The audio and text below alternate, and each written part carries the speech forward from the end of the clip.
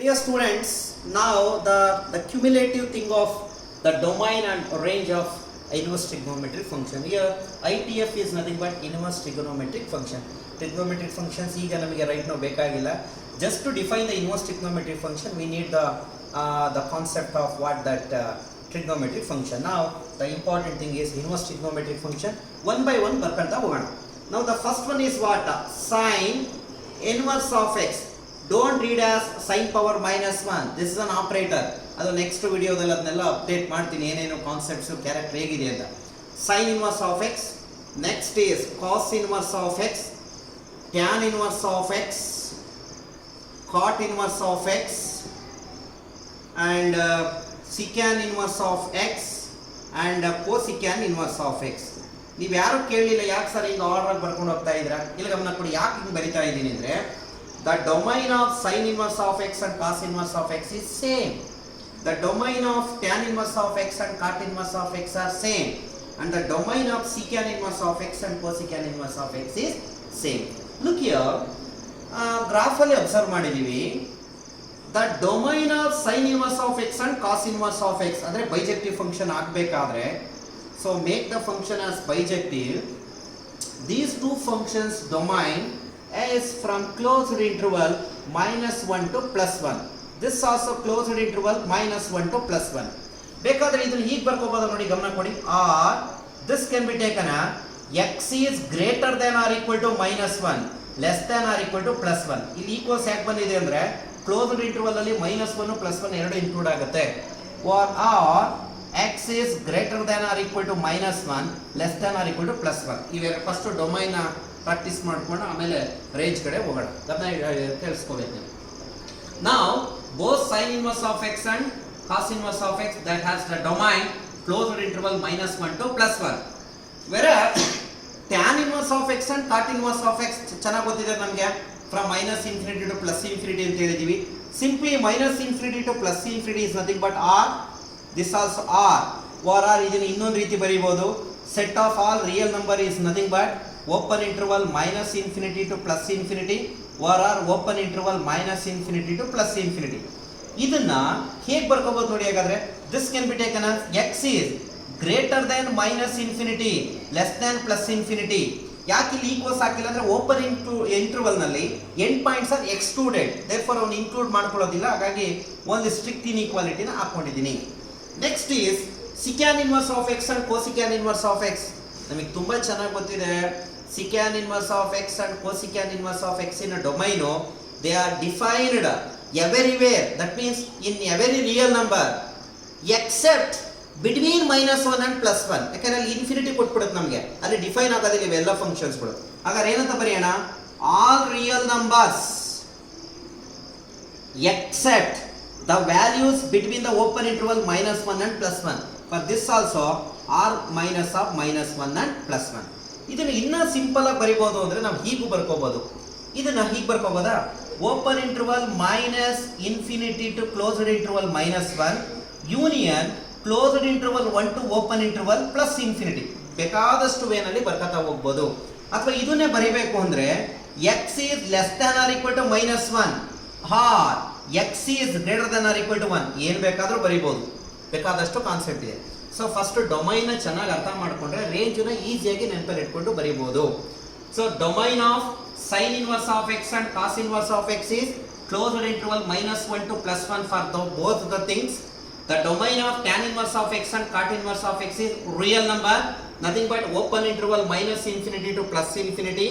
That can be written as a inequality is x is greater than minus infinity and less than plus infinity. Secant inverse of x and cosecant inverse of x are defined at a very real number except in the open interval minus 1 comma plus 1. ಇದನ್ನ simple ಆಗಿ ಏನು ಬರೀಬಹುದು? ಈ r minus of minus 1 comma 1 ಅನ್ನ open interval minus infinity to minus 1 union closed interval 1 to plus infinity. ಇದನ್ನ ಅರ್ಥ ಮಾಡ್ಕೋಬೇಕಾದ್ರೆ ಹೀಗೆಪ್ಪ, ಇದನ್ನ ಒಂದು real line ಅಂತ ಕರ್ಕೊಳ್ಳಿ. ಇದು 0 ಇದೆ, ಇಲ್ಲಿ ಪ್ಲಸ್ 1 ಇದೆ, ಇಲ್ಲೇನಿದೆ ಮೈನಸ್ 1. ಇದ್ರ ಒಳಗಡೆ ಬಿಟ್ಟು ಇದನ್ನ ಬಿಟ್ಬಿಟ್ಟು ಎಲ್ಲ ಕಡೆ ಡಿಫೈನ್ ಆಗುತ್ತೆ ಅಂತ, ಎಲ್ಲ ಕಡೆ ಅಂದ್ರೆ r ಅಂತ ಕರ್ಕೋಣ. ಇದನ್ನ ಬಿಟ್ಟು ಅಂದ್ರೆ ಯಾವ್ದನ್ನ ಬಿಟ್ಟು? Open interval minus 1 comma 1. ನಾವು move on to the range of this. Simple ಆಗಿ ಅರ್ಥ ಮಾಡ್ಕೋಬೇಕು ಅಂದ್ರೆ ಸೈನ್ ಇನ್ವರ್ಸ್ ಆಫ್ ಎಕ್ಸ್ ಗೆ -1 ಬೇಕು ಅಂದ್ರೆ -90, +1 ಬರಬೇಕಾದ್ರೆ +90. therefore the range of sin inverse of x is closed interval -π/2 to +π/2. ಇದನ್ನ x ಅಂತ ಬರ್ಕೊಳ್ಳ ಥೀಟಾ, ಇದನ್ನ ಈಗ ಬರೀಬಹುದಾ? theta is greater than or equal to -π/2, less than or equal to +π/2 we can take, right? again cos inverse of x domain same but range change ಆಗ್ತಾ ಹೋಗುತ್ತೆ. ಹೇಗೆ sir ಹಾಗಾದ್ರೆ? -1 ಬರಬೇಕಾದ್ರೆ π 180 degree, +1 ಬರಬೇಕಾದ್ರೆ 0. therefore this is a closed interval 0, π. ಇದನ್ನ ಹೇಗೆ ಬರೀಬಹುದಾಗೆ? theta is greater than or equal to 0 and less than or equal to π. both are closed interval, therefore equals ಬರ್ತಾ ಇದೆ. ಈಗ tan inverse of x ನೋಡೋಣ. the domain for tan inverse of x and cot inverse of x is R, that means the open interval -∞, +∞. so therefore ಇದು open interval ಆಗಿರೋದ್ರಿಂದ ಇವು open interval ಆಗಿರುತ್ತೆ. tan inverse of x -∞ ನಲ್ಲಿ -90 ಕೊಡುತ್ತೆ, +∞ ನಲ್ಲಿ that become what? +π/2. similarly cot inverse of x ಏನ್ ಮಾಡೋಣ? 0, π. ಹಾಗೆ ಯೋಚನೆ ಮಾಡೋಣ. tan of +90 is infinity, tan of -90 is -∞. ಹಾಗೆ ನೋಡೋಣ. cot 0 is what? cot 0 is infinity, cot 180 is what? -∞. therefore this is what. the last thing is secant inverse of x and cosecant inverse of x. ಹಾಗೆ ಗಮನ ಕೊಡಿ. secant inverse of x nothing but ಸ್ವಲ್ಪ resemblance cos inverse of x ಗೆ ಹೋಗೋಣ. this is the range is the closed interval 0, π minus the mid value is what? π/2. ಇಲ್ಲಿ define ಆಗೋದಿಲ್ಲ. and the cosecant inverse of x is defined from -π/2 to +π/2 except the mid value is what? 0.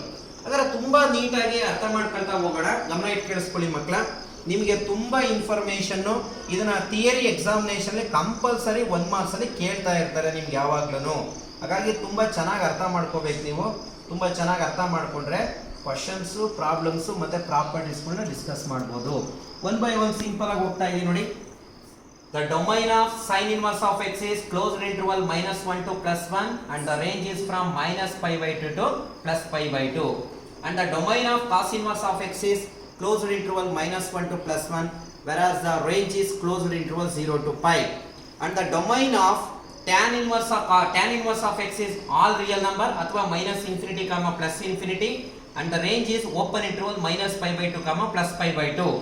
and cot inverse of x is all real number and the range is 0, π. secant inverse of x domain ನೋಡಿ ಹೇಗಿದೆ? r -1, 1 and this closed interval 0, π -π/2. and cosecant inverse of x is all real number excluding in the open interval -1, 1 and the range is closed interval -90 to +90 minus excluding the angle 0. so ಇದು ನಮಗೆ ಬೇಕಾಗಿರ್ತಕ್ಕಂಥ important concept 1 marks ಅಲ್ಲಿ ಕೇಳ್ತಾ ಇರ್ತಾರೆ.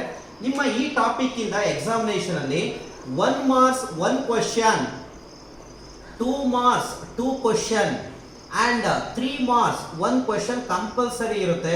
that means total of what? 8 marks in an annual examination. this is very very important from the point of examination. 1 marks question almost ಈ domain ಮತ್ತೆ range concept ಅಲ್ಲಿ cover ಮಾಡ್ಬಿಡ್ತಾರೆ. is it clear? thank you.